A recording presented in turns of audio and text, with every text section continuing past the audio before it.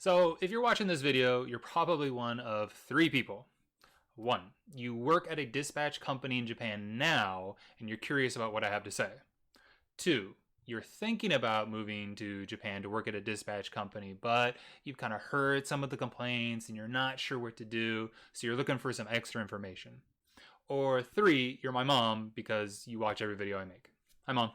Whatever the case may be, I think one of the most important things to enjoying your time in Japan, both working and living, is to manage your expectations of what it means to live and work out here. And the best way to do that is to get more information. So I've been living here for the past 13 years, with 10 of them working in the English industry in one place or another. I've worked at elementary schools and junior high schools and high schools. I've done one-on-one kind of business conversations and the like. I've worked at a bunch of different companies. But at one point, I worked as an MC, or managing consultant, for a fairly large English dispatch company here in Japan. Now, in the interest of not running afoul of my non-disclosure agreement, I'm not going to mention them by name, but you can probably figure out who they are. In any event, when I worked as an MC, I was basically the HR representative for that branch of my company. So that meant I was in charge of hiring, firing, and training for the 100 or so teachers who were employed by my branch. During my time as an MC, I learned a lot more about the English dispatch industry. So my goal today is to kind of clear up not misconceptions, but maybe just some secret truths about how the industry works. So here we go. 3 secret truths about the English dispatch industry here in Japan. To get started, I want to talk about one of the most common complaints I hear from ALTs, and that's that the company can't or doesn't do anything to help with problems at a school. So this comes up a lot when ALTs are complaining about their companies. They say that the company just doesn't care, or that the company doesn't do anything to help them. Like, for example, let's say at their school they have a JTE who is really rude to them or really mean or gives them a lot of work to do or something. So the ALT will kind of ring up their company and say, hey, I'm having a problem with this teacher. Can you do something about it? And basically the company will either say no, or they'll say, yeah, we'll talk to the teacher, but in the end, nothing ever changes. So understandably, this leaves a lot of ALTs thinking that your company just doesn't care about you.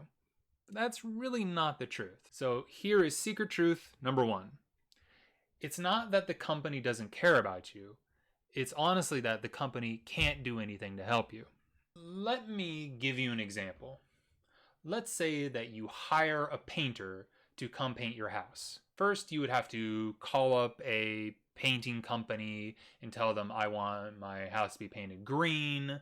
You'd work out the contract details, but eventually they would send a painter to your house. So of course you go to greet this painter and you start pointing out places on your house, paint this green, leave the trim white, whatever. But you'd give them instructions on what to do. So this painter, they start painting the house green or blue or whatever color you want them to. But then a couple days later, you get a phone call from the paint company. And they say, well, our painter went out to your house, but we heard from them that you were quite rude when you told them what to paint and what not to paint, and they didn't like the colors that you chose. They don't think they look very good, and they noticed that when they looked in the window of your house and you were making sandwiches for your children, you didn't cut the crusts off of the bread. Well, our painter, he really thinks that you ought to be doing that, and you didn't cut them into triangles, and that might be a choking hazard if you give them the whole sandwich. And furthermore, even if their gripes are legitimate, like let's say you were kind of rude to them or whatever, what are you going to do as the homeowner in that situation? Do you care at all what the painter thinks about the colors that you've chosen? Are you going to take into consideration whether or not you should cut the crusts off of sandwiches? No. You're going to tell the paint company to take the contract you made and to shove it. And unfortunately, this is basically the same with ALTs. I mean, you can't make a one-on-one straight example of the painting and being a teacher. However, The dispatch company is sending you to the school, and it's within their interest to keep the school as happy as possible. And this makes a lot of sense because if they don't keep the school happy, they tell the BOE, and the BOE maybe next year goes with a different company, and then not only you, the teacher, but all of the teachers in that area suddenly lose their jobs. The dispatch company has to keep that school happy. They are a paying customer. So while you may have legitimate gripes about your school or the teachers or things about the job, you have to understand that your company is only able to do so much. Now, this doesn't mean that the companies shouldn't do anything or that it's okay that they don't do anything. For example, I know a lot of female teachers deal with creepy JTEs. So, of course, that's something you're going to bring up with your company. But then again, on the other side, what is the company going to do? You know, there's really no good way out of this situation. So at the end of the day, the company's probably just going to say, hey, just try to avoid them or just deal with it. Which I want to make clear in no uncertain terms is not okay. They should do something about that. But at least now, maybe you have some idea why they're not doing anything about it. Ooh. My hot water's done. Hee. I'm gonna make some tea. Got my celestial seasonings. I love this stuff. If anybody's out there, hit me up about a paid promotion. You can get my email, my Twitter or something. I'll tell you, I really don't want to shill for Raycon. You know, Shadow Legends. Smash that like button! I just want to address one more thing about this idea that companies don't care. It's within every interest of the company to keep you as happy as possible. Because the happier you are, the better you'll perform. And if you're performing well, that means I'm not getting calls from the school and I don't have to go out there and talk with you. I mean, economic realities being what they are, that doesn't equate into getting more money or anything like that. But it is within the interest of the company to keep you as happy as they can. So another common complaint I hear is people complaining about trainings, that they have to do trainings every month or every couple weeks, and that they're always really boring and mostly pointless. So let's address that. Truth number 2, the trainings are indeed pointless, but they're not for you anyway. The main reason that dispatch companies continue to have training after you've already been working in schools for a few months or whatever, it's not for you, it's to show it to the schools and to the BOE. One of the things you have to appreciate is that a dispatch company has to sell itself to the BOEs and to the schools.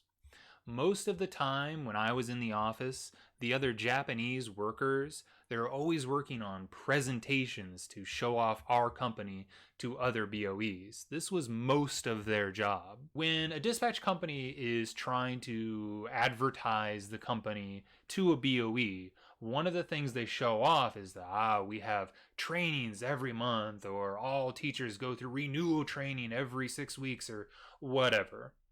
The trainer or whoever is handling the training, they know it's mostly pointless too, but they just don't say anything. I remember when I was working as the MC, I had to go to such and so area and we had to do trainings. It wasn't every week, but it was like every 2 weeks. And I had such a hard time coming up with things to do. Like, are we going to talk about worksheets or how to use flashcards or how to discuss this grammar point? And it was terrible. I knew that everyone was really bored doing it, but it was just something that we had to do. So unfortunately, this is just one of those things you have to grin and bear it. On a more personal message, I want to say to anyone who's been to one of my trainings, I didn't want to be there just as much as you didn't want to be there. And finally, we get to number 3. The final secret truth I have for you today is that being an MC kind of sucks. Now, I don't think a lot of people get into teaching with the idea that they're going to work their way up the ranks and become an MC and then maybe go work at the home office or do this or that. But I want to make it very clear that there's not a lot of upward mobility in the English dispatch world. While I was MC, I got the feeling that a lot of teachers thought that my job was very cushy, or that I had it really well off, or that I was making lots of money, and that was really not the case. First, let's talk about the workload. Once you become a manager in Japan, you get to experience this funny little thing called overtime. And by that I mean, in your contract, and in any contract for a manager, there will always be written in that you have a certain amount of overtime included in your salary. So whatever number you're making, that also includes 40 hours of overtime. I often worked over those 40 hours as an MC, and I know all of the Japanese staff in the office worked that as well. It was pretty terrible. I would get to the office bright and early at 8 or 9 in the morning, and there was no way I was getting home before like 8 or 9 o'clock. Talking about salary specifically, I mean, I can't get into specific numbers, but if you take an average ALT salary, for example, 225,000 a month, that's for 29.5 hours a week, right? That's how they do the funky math, right? If you divide that salary by that many hours, you get a basic hourly rate. Now, if you take that hourly rate and times it by 40, that's the usual going rate for an MC when they first start. So I was basically making the same amount as an ALT, I was just working more hours at that rate. Another fun responsibility of being the MC is you had to be on call 24 hours a day, 7 days a week. If something happened, like a car accident, I had to be ready at all times to talk with that ALT, help them out, call those related, and get the situation under control. I had my own little cell phone that I always had to keep on me in case of those emergencies with the teachers. So 40 hours of normal work, 40 hours extra overtime, and also being on call at all times. And finally, just add into that, it's really thankless work. You work in a Japanese office setting where you have a boss that starts screaming at you all the time, and you have ALTs who are complaining about legitimate things to complain about, but I have to be the one that tells them, we really can't do anything about it. Or they would bring up contract disputes, or they yell at me that they want more money, and there's just nothing I can do about that. But I'm the point of contact for these teachers, and I was basically the face of the company, even though realistically I had almost no control over the specifics of these teachers' contracts or their living situations or really anything. And really, the things that I'm bringing up about being an MC specifically really apply to almost any office job at an English dispatch company. It's a lot of extra work for not a lot of extra pay, if any extra pay at all. Okay, so that's 3 truths about English dispatch companies here in Japan. One of the best things you can do before coming out here is to learn as much as you can so that you understand what your job and what your life is really going to be like if you do decide to come out here. And if you're out here already, I hope this sheds a bit of light into why things go the way that they do sometimes. If you enjoyed this video, do think about subscribing. I'm hoping to make more videos about dispatch companies and teaching English in Japan. I do have 10 years of experience, so hopefully I'll say something that is helpful to somebody. In any case, thanks for sticking around to the end of the video, and I hope to see you in the next one. Take care.